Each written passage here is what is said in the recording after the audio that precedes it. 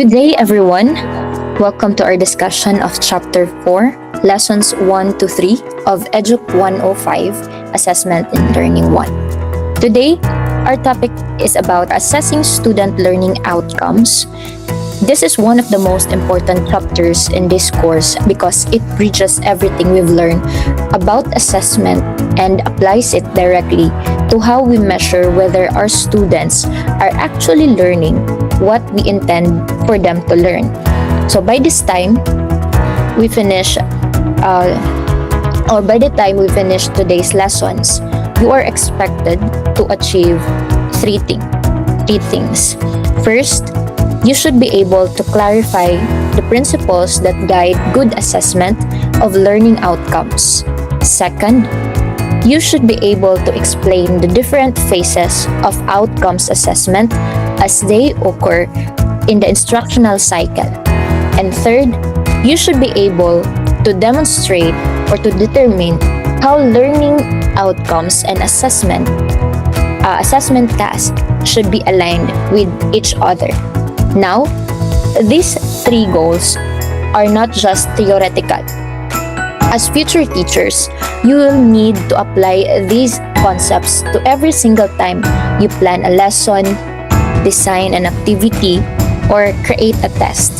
So, I encourage you to really listen, take note, and think about how these ideas connect to actual classroom practice.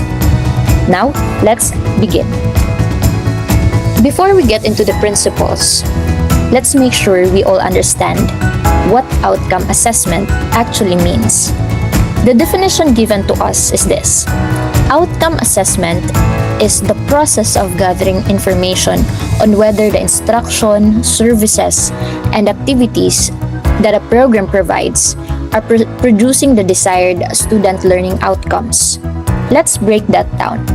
First, it is a process. It is not a single event. It's not just giving a test at the end of the quarter and calling it done. It is an ongoing, systematic effort to gather data and information about student learning. Second, it is about gathering information. That means we're collecting evidence, not just impressions or feelings about how students are doing, but actual, measurable evidence. Third, the central question is whether the instruction, services, and activities of a program are producing the desired outcomes. So this means we are not just assessing the students themselves in isolation.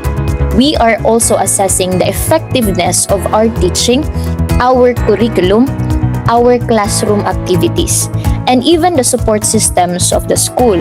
So if students are not achieving the desired outcomes, the problem might not always be with the students. It could be with the instruction itself.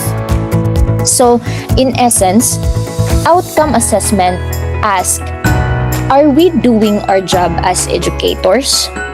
Are students becoming who and what we hope they would become by the end of this program or course?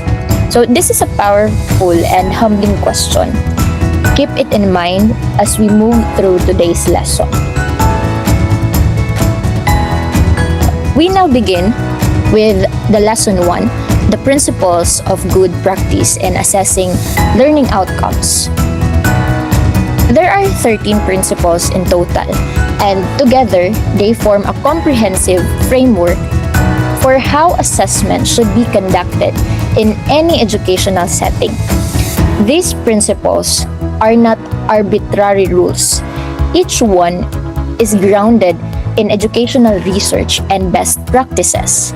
So let's go through one by one, and we'll make sure to explain not just what each principle says, but why it matters and how it applies in real teaching situations. Principle 1. The assessment of student learning starts with the institution's vision, mission, and core values. There should be a clear statement on the kinds of learning that the institution values most for its students. What does this mean in practice? It means that before a school or a teacher can meaningfully assess a student learning, there must be clarity at the top, at the institutional level, about what the school believes education is for. So every school has a vision and mission, and these documents are not just decorative. They tell you what kind of graduates the institution is trying to produce.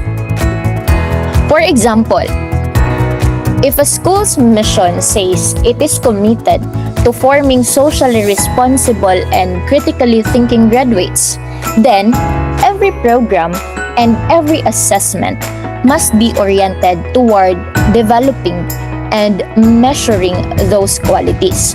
So this principle prevents assessment from becoming disconnected from purpose. Without this institutional grounding, teachers might assess whatever they personally find important, which could be inconsistent and unfair to students.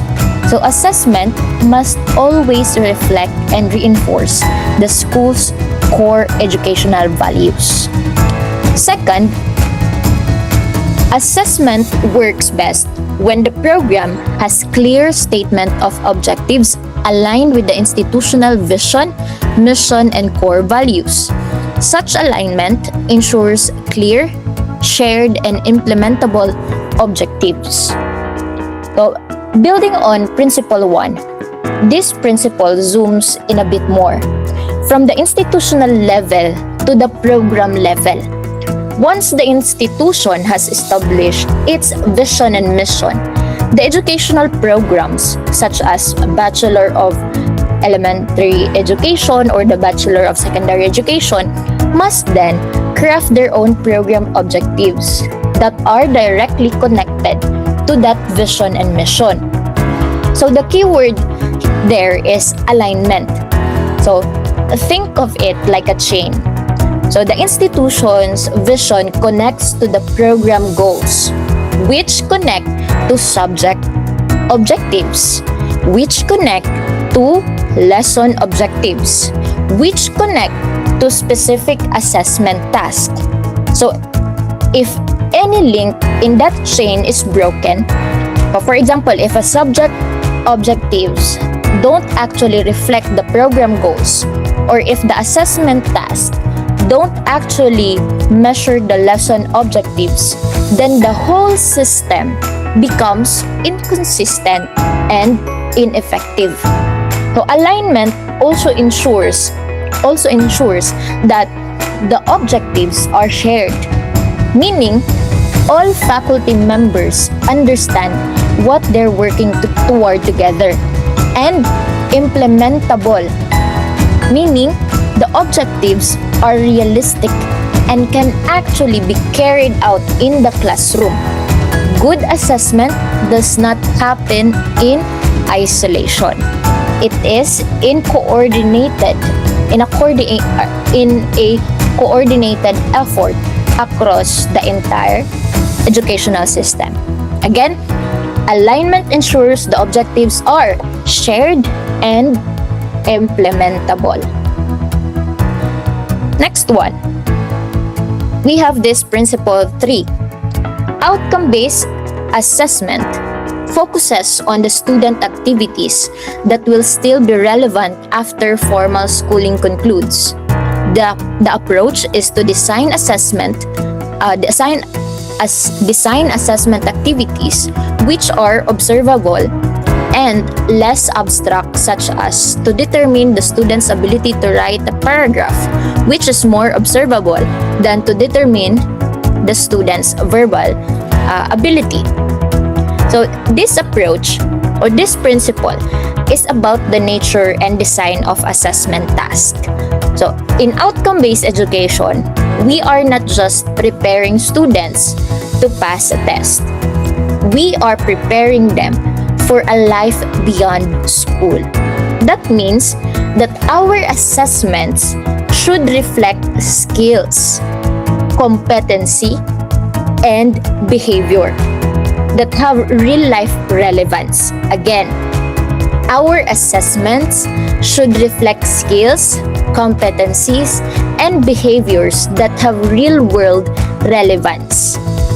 For example, to determine the student's ability to write paragraph is more observable and concrete than to determine the student's verbal ability.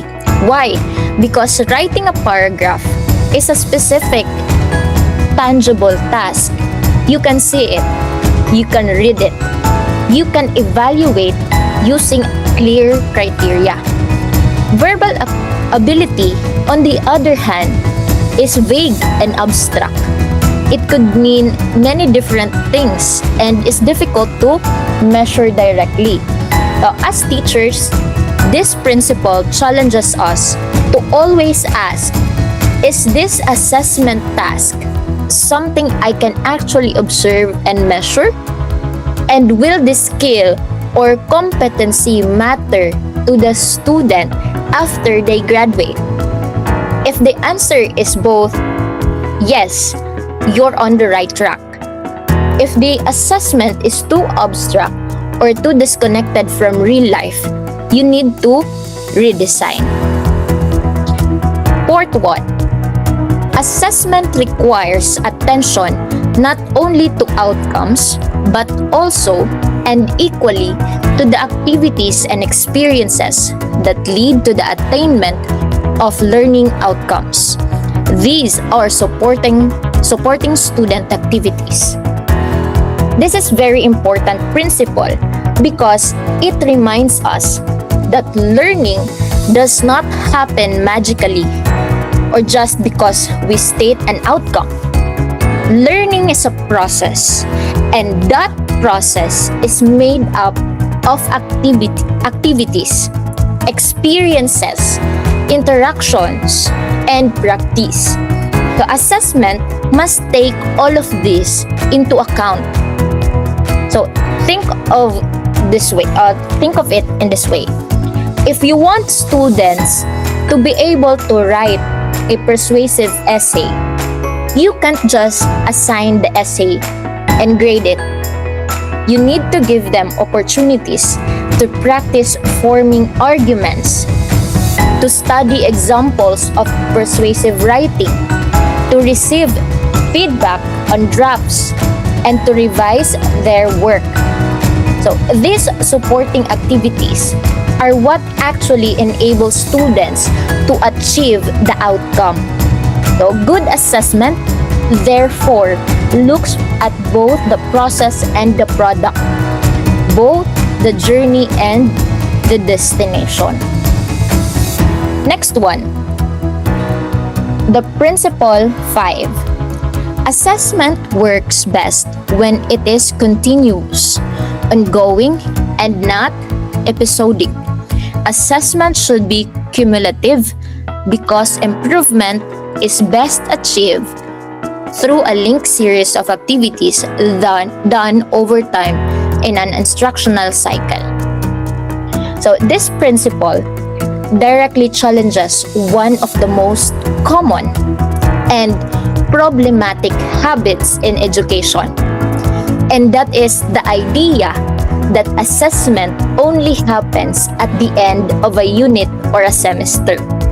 Now, many teachers think that assessment is a final exam or a quarterly test. But this principle tells us that limiting assessment to those isolated moments, what we call episodic assessment, is not effective. Why? Because learning is not a switch that gets flipped on at the end of a unit. Learning is built gradually over time. Through what? Through repetitive exposure, practice, feedback, and reflection. So if a teacher only assesses students at the very end, they miss all the opportunities to catch misunderstandings early or correct errors before they become habits, and adjust instruction based on how students are progressing. So, cumulative assessment means that each assessment or each assessment task is connected to the ones before it and after. So, it's a web of interrelated checks on student learning that gives teachers a comprehensive picture of how students are growing throughout the entire instructional cycle. So, this is why formative assessment is very important. Why? In formative assessment, we have this ongoing checks during the learning process. That's why formative assessment is so valuable. Not just at the end, but a process or all throughout their learning period. Principle 6. Begin assessment by specifying clearly and exactly what you want to assess. What you want to assess are stated in your learning outcomes or lesson objectives. So this sounds simple, but it is surprisingly easy to get wrong. Many teachers begin designing their assessment tools or their tests, rubrics, or tasks without first being completely clear about what they're measuring. So this leads to assessments that are confusing or unfair, or that test things the teacher never actually taught. So the correct approach is to start with your intended learning outcomes. What should students know? Or what should students understand? Or be able to do by the end of this lesson or unit? So once that is clear, you design your assessment to specifically and directly measure those outcomes. This is the backward design approach. Start with the end goal, then figure out how you'll know if students reach it. Then design the instruction. So, clarity in your learning outcomes also benefits students. In what way? When students know exactly what they will be assessed on, they can focus their learning and effort appropriately. So vague and unclear objectives lead to, first, confusion. Next one, anxiety and unfair assessments. So again, begin your assessment by specifying clearly and exactly what you want to assess. Next principle. The intended learning outcome or lesson objective, not content, is the basis of the assessment task. You use content in the development of the assessment tool and task, but it is the attainment of your learning outcome, not content that you want to assess.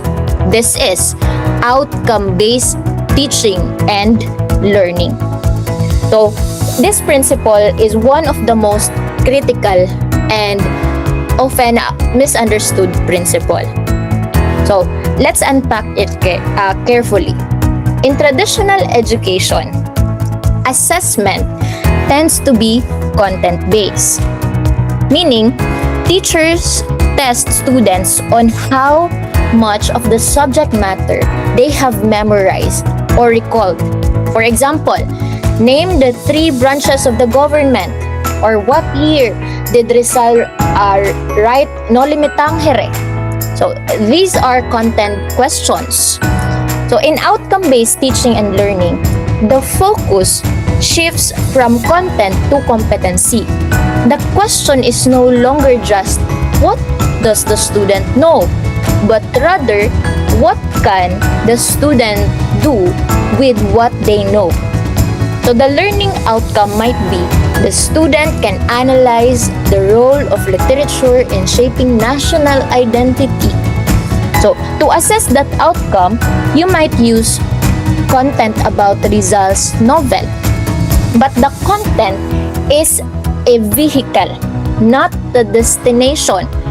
What you're actually assessing is the student's ability to analyze, not just their ability to recall facts. So this shift in perspective changes everything about how assessment is designed. It pushes teachers to create tasks that require students to apply, analyze, or evaluate and even create rather than just remembering. So it also means that two teachers covering the same content but with different learning outcomes would design very different assessments. And both could be correct because they are measuring different skills. Next one, the principle 8. Set your criterion of success or acceptable standard of success. It is against this established standard that you will interpret your assessment results. Example, is a score of 7 out of 10 the highest possible score acceptable or considered success? So before you administer any assessment, you need to decide in advance. What does success look like? What score, level of performance, or demonstration of skill counts as achieve the outcome? So this predetermined benchmark is your criterion of success. The example given is very practical.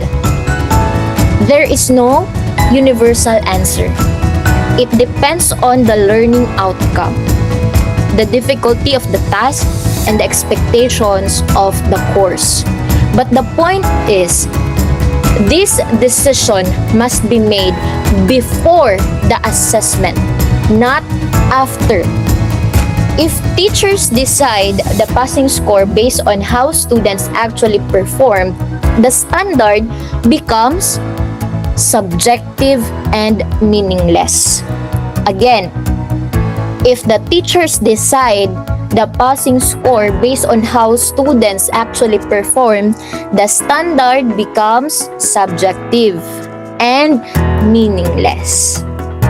So, setting criteria in advance also promotes fairness and transparency.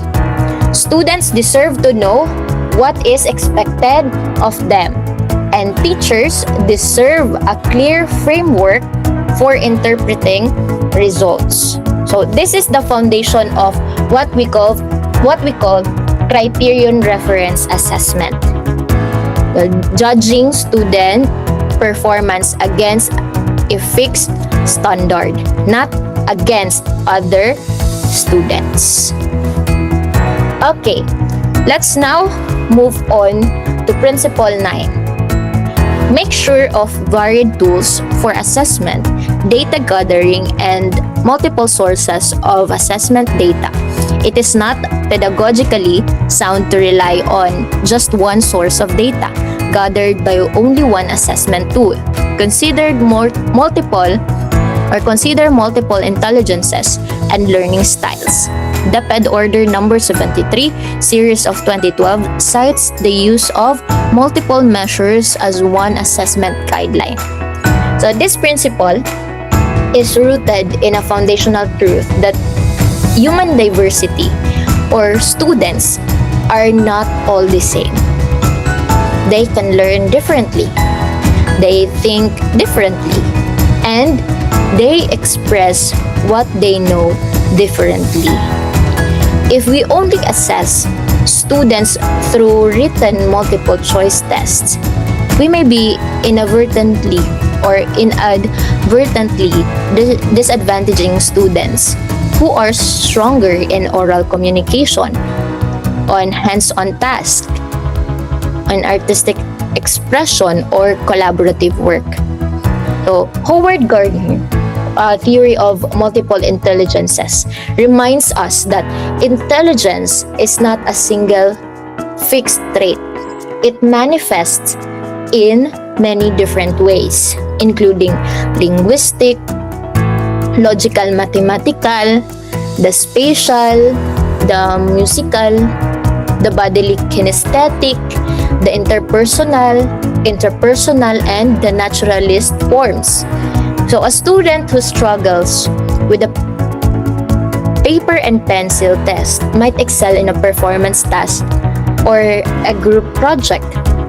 By using multiple assessment tools like a written test, oral recitation, portfolios, demonstrations, projects, research papers, and so on, we get a far more complete and accurate picture of what students know and can do.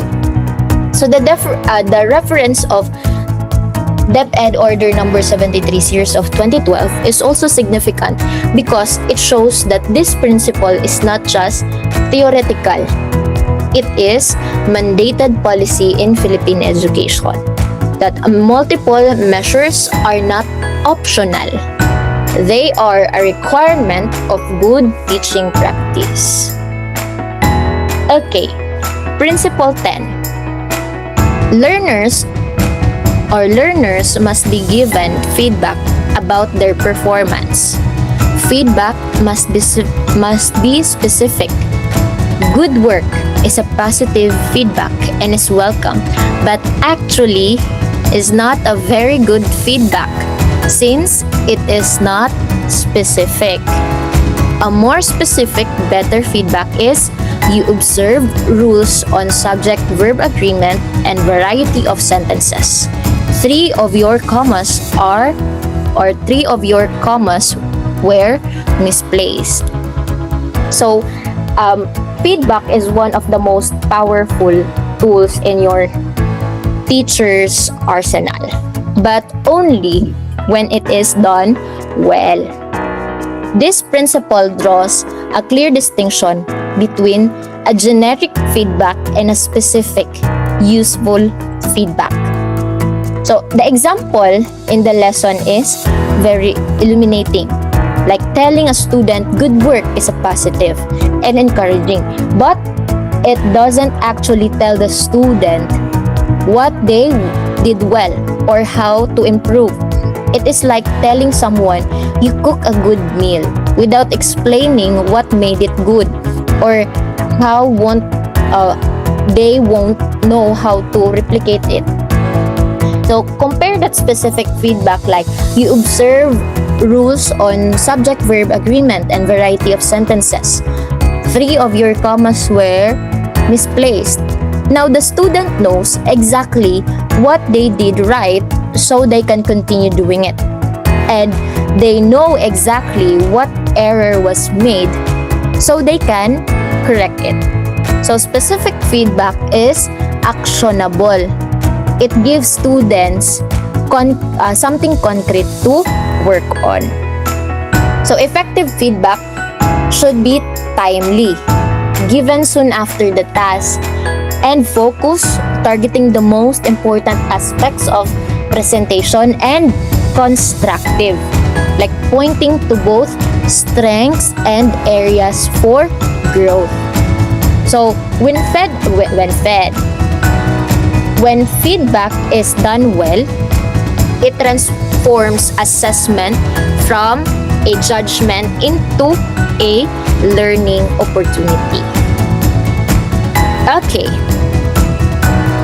Principle 11.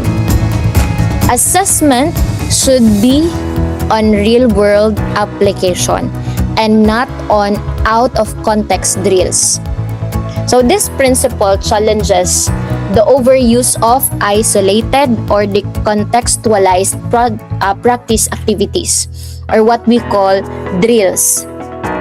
Drills have their place on building foundational skills, but if assessment is limited to drills alone, students never get to demonstrate whether they can actually apply what they've learned in real, meaningful situations.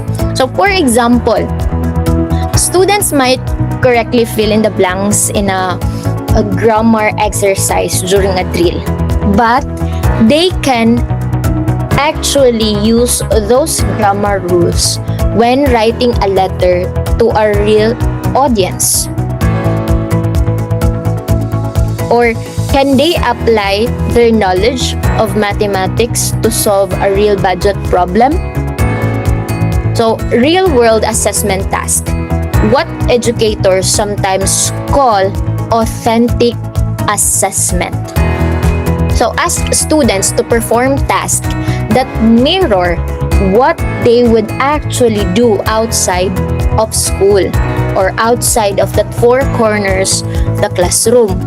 So, this makes assessment more meaningful, more motivating, and more valid as a measure of genuine learning. Again, real-world assessment task or the authentic assessment. The task that mirror what they actually do outside of the classroom. Next one. Principle 12. Emphasize on the assessment of higher order thinking. So this principle draws directly from Bloom's taxonomy. So Bloom's taxonomy classifies the cognitive skills, diba? The 6 levels: the remembering, understanding, applying, analyzing, evaluating, and creating. So the lower levels are the remembering, understanding, and applying. But assessment should not stop there. Higher order thinking skills involves the upper level, the analyzing, the evaluating, and the creating. So, why this matter? Because the world outside school requires higher order thinking. Like, employers want workers who can solve problems, not just recall facts. Society needs citizens who can critically evaluate information, not just accept it or at face value. So if our assessments only test lower order thinking skills, we only ask our students to memorize definitions and list facts. We are not adequately or we are not preparing them for real life. So assessing higher order thinking skills might involve asking our students to compare theories or argue which is more valid, or to design a solution to a community problem, or to evaluate the effectiveness of a policy, or to create an original piece of work. So these tasks are more challenging to design and grade, but they are far more powerful as tools for measuring deep and meaningful learning. The last one is to provide opportunities for self-assessment. So the final principle, this brings us to a very empowering practice, like letting our students assess themselves. So self-assessment is not just asking students, how do you think you did? So it is a structured process where our students reflect on their own learning. So compare their work against established criteria, or identify their strengths and weaknesses, and set goals for improvement. So when students engage in self-assessment, they develop what educators call metacognition, the ability to think about their own thinking and learning.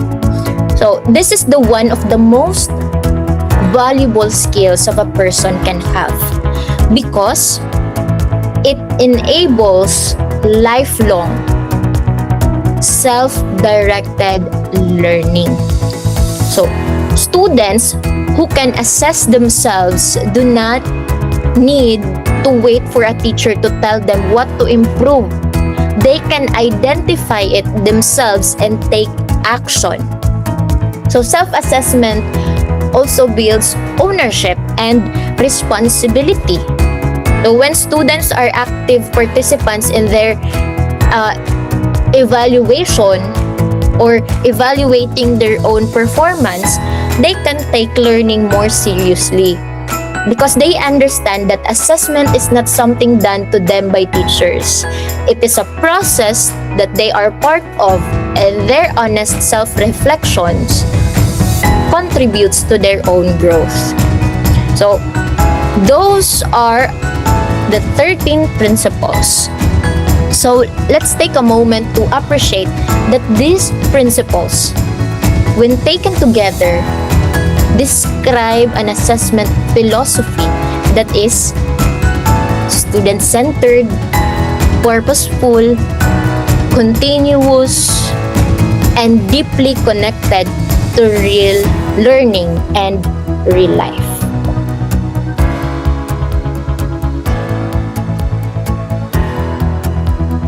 Now, we move to lesson 2, which focuses on samples of supporting student activities.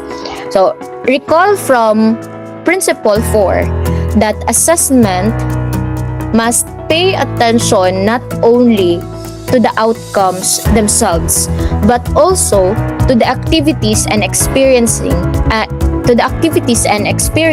that support students in reaching those outcomes. So, these supporting activities are the instructional scaffolding. What do you mean by scaffolding? This is the deliberate steps a teacher designs to help students build the knowledge, the skills, and the attitude needed to achieve each learning outcome. So in this lesson, we are given 3 concrete examples of student learning outcomes paired with their corresponding supporting student activities.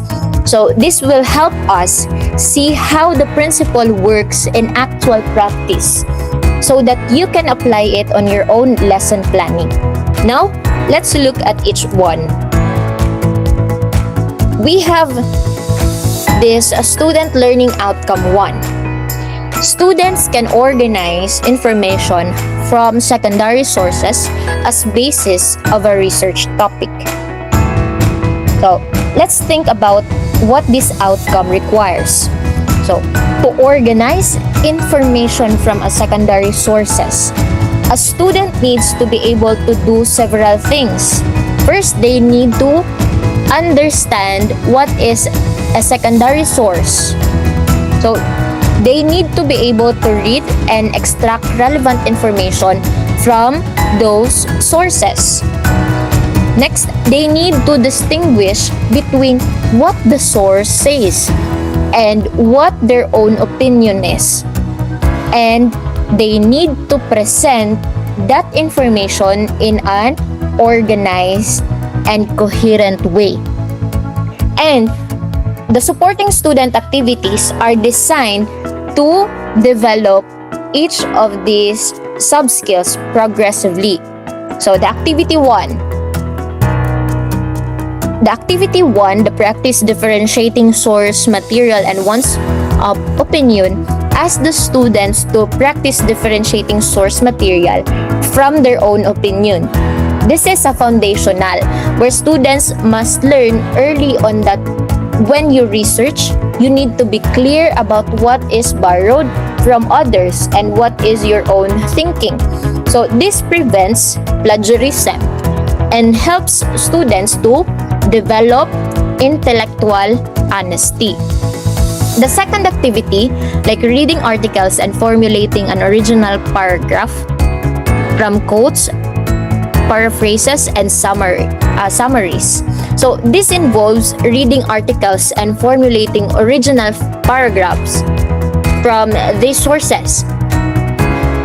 This move the students from simply reading the sources to actively engaging with them, like selecting the most relevant information, like restating in their own words, and weaving it into their own writing. So these are the core skills of academic writing, like restating, selecting, and weaving into their own writing. The activity 3, writing of essays to develop the topic. So this gives a student to practice structuring and expanding their ideas into longer and more coherent pieces of writing. So each essay is an opportunity to apply what they've learned about research and organization. And the last activity, integrating bibliographic entries in appropriate format. So this teaches students academic integrity and citations, like essential skills for any academic and professional context. So notice how all 4 activities build on each other and all directly prepare the student for the stated outcome. The student can organize information from secondary sources as basis of a research topic. So this is what a good alignment between activities and outcomes. Okay, next example, the student learning outcome 2. Students apply principles and logical thinking and persuasive argument in writing. So this outcome is more cognitively demanding than the first learning outcome. Why? Because it requires students not just to gather or organize information, but to think critically and argue effectively. So to apply logical thinking and persuasive argument in writing, the students need to understand how arguments are structured, how to support claims with evidences, or how to anticipate and address counter arguments, and how to adapt their voice and approach to persuade a specific audience. So we have these supporting student activities for all of these needs. For example, number 1, forming an opinion about the topic. So this is where it starts. Students cannot write persuasively about something they haven't thought through themselves. So they need to develop a clear personal stance on the issue before they can argue for it effectively. So this activity encourages students to think critically and commit to a position. Next, researching and writing about a variety of perspectives. So this is crucial for persuasive writing. Why?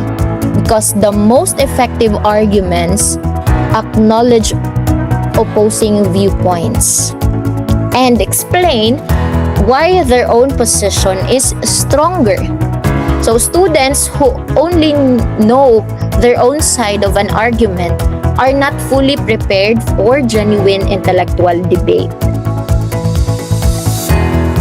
Student activity number 3, adapting style to the identified audience. So, recognizes that persuasion is not one size fits all. The way you argue to convince a classmate is different from how you argue to convince a government official or a parent. So you need to understand your audience and adjusting your language, even your tone and your approach accordingly to what kind of circumstance you are in. Next one, employing clear argument in writing. So this brings everything together where the students practice structuring their writing so that it has a clear thesis or a supported claim, the logical transitions, and the conclusion. So this is the culminating activity that directly reflects the stated learning outcome. which is the students apply principles of logical thinking and persuasive argument in writing. And last one, we have this: students write multiple page essays complying with standard format and style. So this outcome focuses on extended writing, the ability to sustain a coherent, well-organized argument or discussion across multiple pages, while adhering to academic conventions of format and style. So these are the supporting student activities. First, analyzing and evaluating text. This helps the students to become critical readers. So good writers are almost always good readers first. So by learning to analyze the structure, argument, and style of text written by others, students can develop this sense of what makes writing effective and what doesn't. The activity 2, writing about a variety of perspectives in single topic or on single topic. So this activity builds on what the student learning outcome. Like when students are required to explore multiple viewpoints, they naturally write longer. So they cannot simply state one side and stop. So they must engage with complexity. So this requires more words and more careful organization. And activity 3, adapting tone and style to address one's audience. So this activity reinforces that academic writing is not a fixed or rigid form. Well, it must follow standard conventions. Like good academic writing also demonstrates awareness of the reader. So the students learn to balance formality with clarity, precision with accessibility.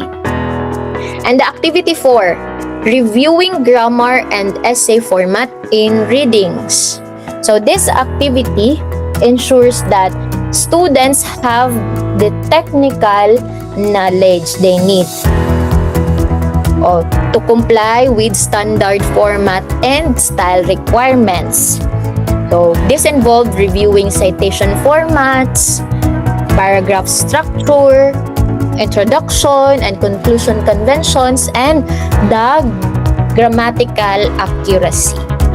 And the last one, we have this holding group discussion about various topics.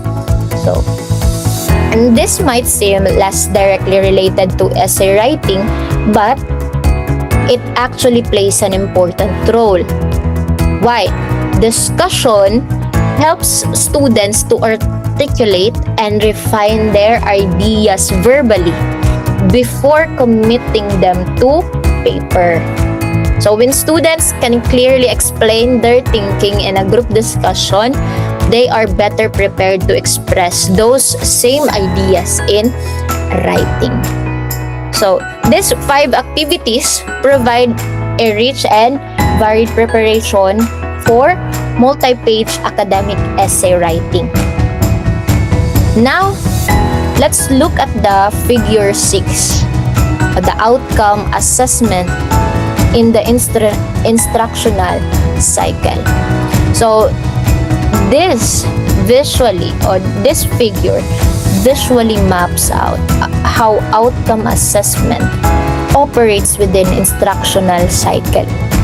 So this diagram is extremely important because it shows us that assessment is not a standalone event. It is embedded in and inseparable from the entire process of teaching and learning. So let me walk you through the cycle step by step. So the cycle begins at the top with the institution's vision and mission. So as we discussed in Principle 1, everything starts here. The vision and mission. The vision and mission define the kind of learning the institution values and the kind of graduates it emphasizes or it aims to produce.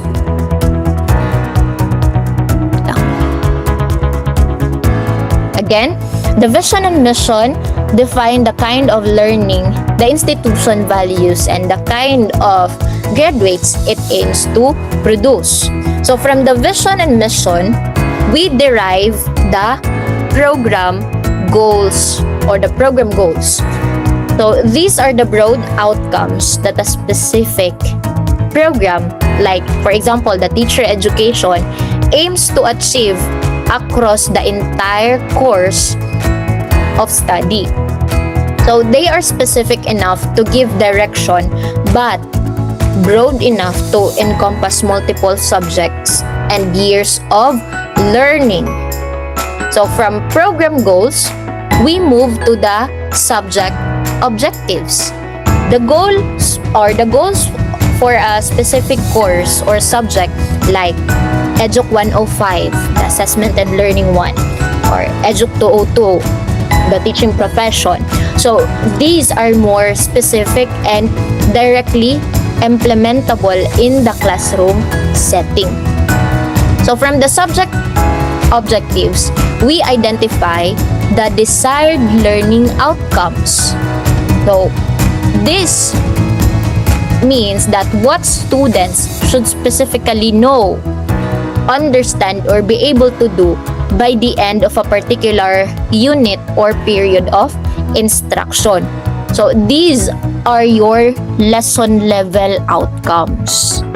So with the desired outcomes identified, so the teacher then conducts diagnostic assessment. So this is assessment done before instruction begins. So the purpose of diagnostic assessment is to find out what students already know and don't know, what prior knowledge, misconceptions, or gaps they bring to the lesson. So this information, why we need to know this or why we need to conduct diagnostic assessment. So this information is crucial because it allows the teacher to tailor instruction to the actual needs of the students rather than making assumptions. So based on the result or the results of the diagnostic assessment, the teacher engages in deciding the lesson focus. So this determines which concepts need the most attention or which skills need the most practice or how instruction should be sequenced. So this is where in the deciding on lesson focus, this is where the teacher makes strategic decisions about what to teach and how to teach it. So with the lesson focus determined now, instruction proceeds to supporting student activities. So the deliberate scaffolded learning task that helps students build toward the intended outcomes as we explored in the lesson 2 or the previous one. So this now happens here. And as students engage in these activities, the teacher conducts formative assessment of outcomes. So this is ongoing, the informal monitoring of student learning. So this involves observation, questioning, quizzes, exit tickets, or peer assessment, or any number of other techniques.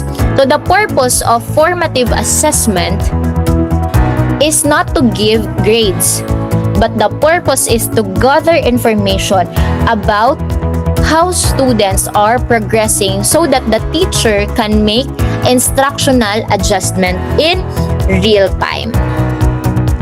And if formative assessment reveals that students are not yet mastering the material, the cycle moves to review and reteach. So the teacher goes back and provides additional instruction or using different strategies or explanation to help the struggling students catch up. So this is the responsive, adaptive nature of good teaching. Or when the students demonstrate sufficient mastery of the outcomes, the teacher moves to mastery learning, the stage where students have achieved the desired level of competence and are ready for the next phase of the learning journey. And finally, the cycle reaches the summative assessment of outcomes. So this is the end of unit or end of period assessment, which evaluates the overall degree to which students have attained the intended outcomes. So unlike formative assessment, summative assessment is used to make final judgments about student achievements. So this assessment now grades or pass or fail or promote a student. So critically, the arrows in this figure or in this diagram, results of summary assessment, point back to program goals and subject objectives. This is the feedback loop that makes the cycle self-improving. So this is a signal that the program goals or subject objectives or instructional approaches need to be reviewed and revised. So this assessment data, in this way, it drives continuous improvement of the entire educational program. We now move to Lesson 3, the phases of outcome assessment in the instructional cycle. So this lesson asks us to think more analytically and reflectively about the cycle we just examined in Figure 6. So rather than just describing the phases, so this lesson challenges us to understand the reasoning and purpose behind each phase through 5 guiding questions. So these questions require us to connect the diagram to deeper educational principles. So let's tackle each one. Number 1. On which assessment on the institutional cycle based after or on which assessment on the institutional cycle based after the vision mission of an institution, program goals, and subject objectives? So the answer is the desired learning outcomes.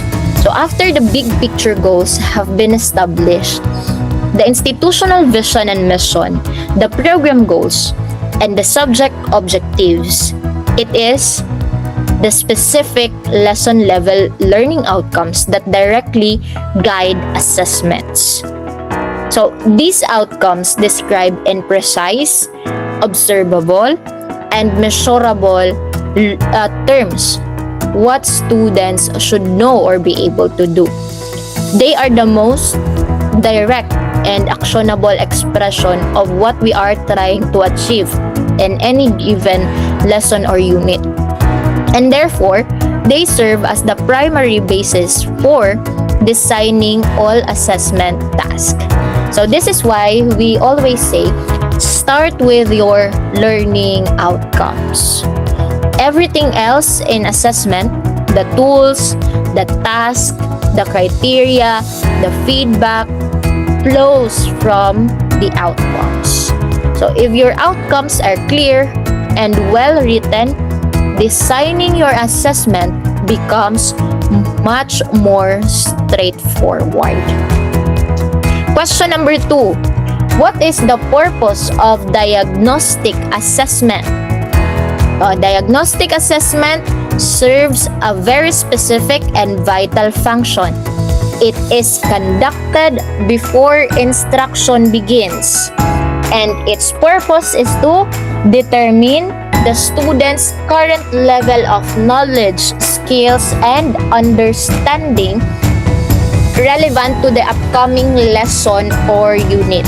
So in other words, diagnostic assessment tells the teacher whether the students are starting from. So why does this matter? Because effective teaching is not one size fits all. Students come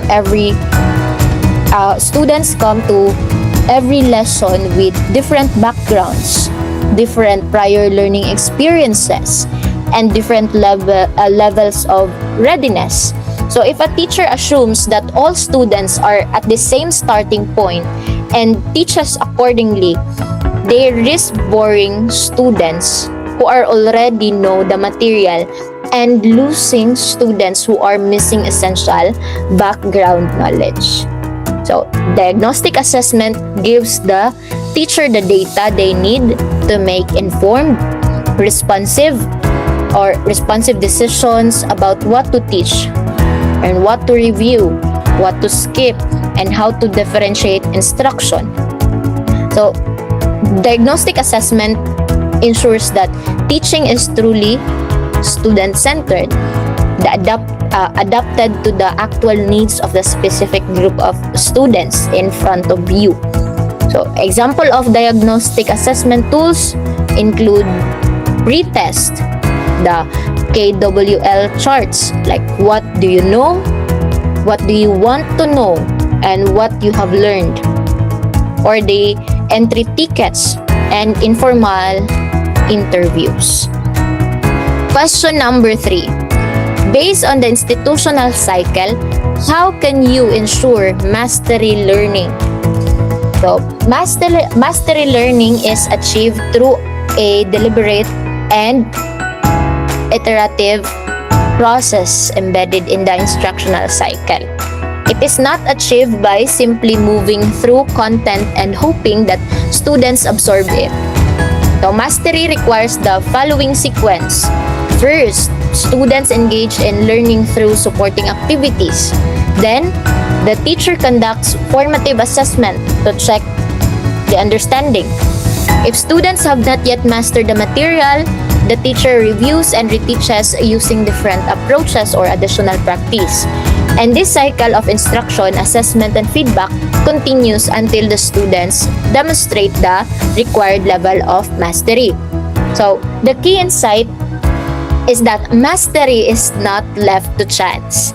It is engineered through a systematic process of checking, adjusting, and rechecking. So the teacher does not abandon a concept after teaching it once and moving on. They stay with it in varied and responsive ways until students truly get it. So this requires patience, flexibility, and a genuine belief that all students can achieve mastery given sufficient time and appropriate instruction. Question number 4. How does formative assessment of outcomes differ from summative assessment of outcomes? So, this is the one of the most fundamental distinction in assessment literacy. So, let's clarify that carefully ha. Formative assessment and summative assessment differs from their purpose, their timing, and their results. So, formative assessment is ongoing. It happens during the learning process while instruction is still happening. So, The purpose of formative assessment is to monitor student progress and provide feedback that guides both the teacher's instruction and the student's learning. While the results of formative assessments are used to make adjustments. So the teacher might reteach a concept or provide examples or offer differentiated support or have or have students redo an activity.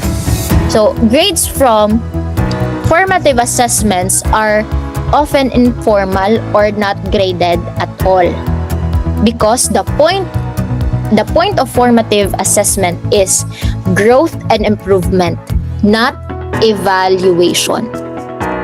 While summative assessment, on the other hand, happens at the end of a learning period.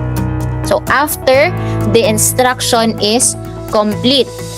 So its purpose is to evaluate the degree to which students have achieved the intended learning outcomes.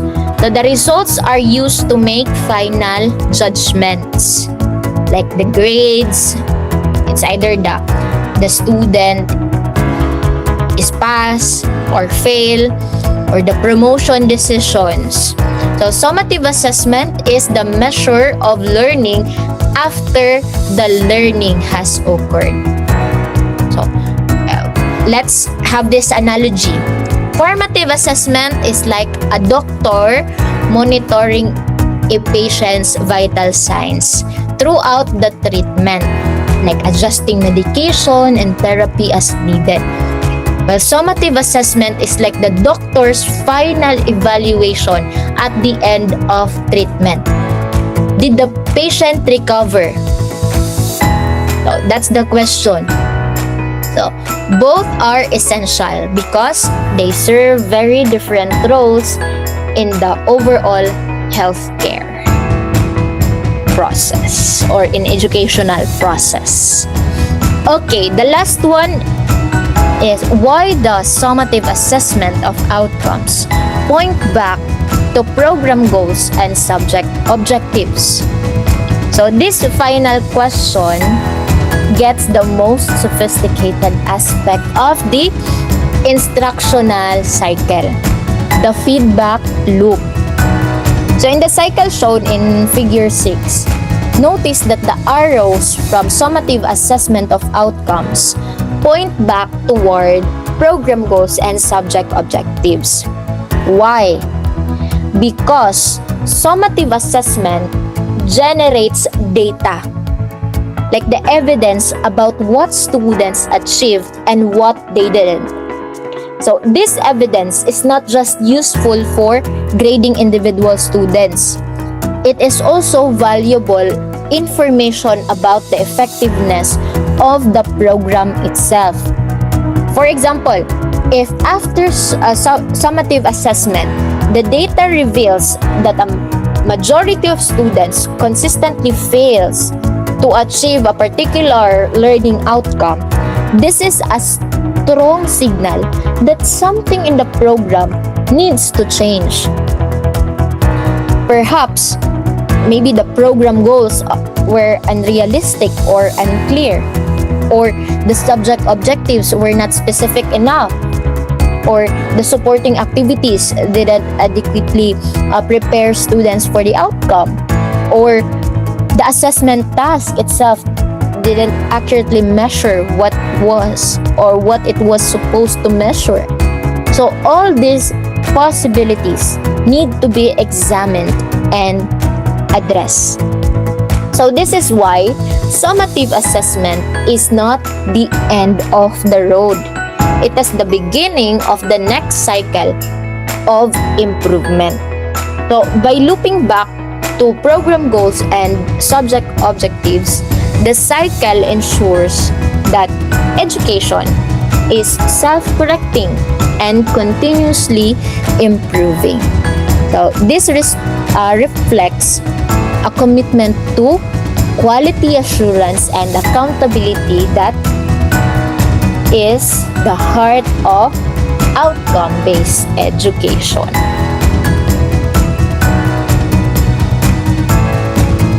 And with that, we have reached the end of the chapter 4, lessons 1 to 3. So, before we close, let me give you a brief summary of everything we covered today so you can consolidate your learning. So, in lesson 1, we examined the 13 principles of good practice in assessing learning outcomes. So, we learned that good assessment starts with institutional vision and mission, that it must be aligned with every level from program goals to lesson objectives, that it should be focused on observable and relevant outcomes, that it must be continuous rather than episodic, that it should use multiple tools and measures, that it must provide specific and timely feedback, and that should emphasize real-world application, like higher order thinking and student self-assessment. In lesson 2, we explored the concrete samples of supporting student activities for 3 different student learning outcomes. So we saw how each activity was purposefully designed to build toward a specific knowledge and skills described in the outcome. To reinforce the idea that that assessment and instruction are inseparable. Then in lesson 3, we delve into the phases of outcome assessment in the instructional cycle.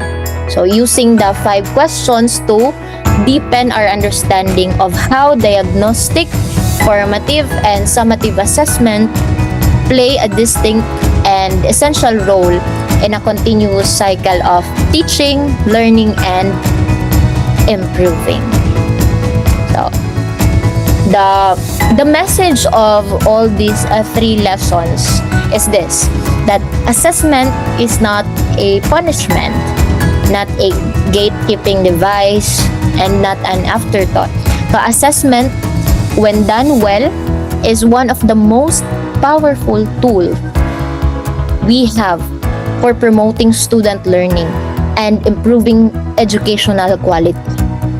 It is purposeful, it is humane, it is ongoing, and it is fundamentally about helping students grow. So as future educators, I challenge you to carry these principles into your practice. Design assessments that are aligned, observable, meaningful, and student-centered.